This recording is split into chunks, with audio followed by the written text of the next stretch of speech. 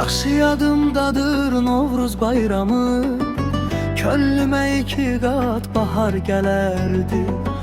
Uşaqlı böyüklü şad idi hamı, sanki bayram dolu qatar gələrdi. Değişər paltarım, bağlar çöl çəmən, təzə paltarımı mən də geyərdim. Doldurup cibimi çıxardım ərdən, qonşu uşaqlarla qoqal yeyərdim. Qonşu uşaqlarla qoqal yeyərdim. Qətərə düzərdi yumurtaları, uduzan hamısın qoyub gedərdi. Hey dolub daşardı gen xurcunları, hamını keçər qosa soyub gedərdi. Qətərə düzərdi yumurtaları, uduzan hamısın qoyub gedərdi. Hey dolub daşardı gen xurcunları, hamını keçər qosa soyub gedərdi.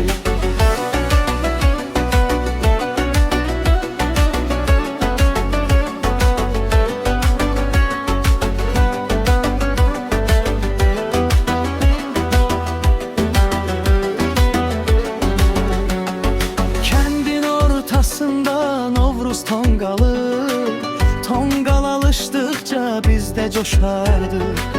Hamı sevinciyle, hamı havalı, agırlığım deyip üstten aşardı. Akşam şam yarışı ne başlayardı, kim daha hündüre şam tullayacak. Gece düşene dek biz yarışardık, kiminse tayası sonda yanacak. Kiminse tayası sonda yanacak.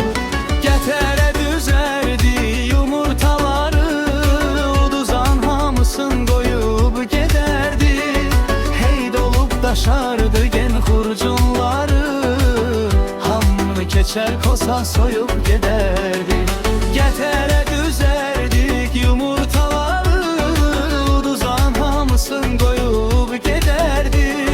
Hey dolub daşardı gen xurcunları, hamını keçər kosa soyub gedərdi.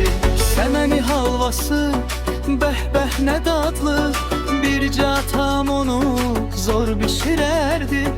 İçi qozla dolu, üzü də balı, uzaqdan görəndə adam şişərdi.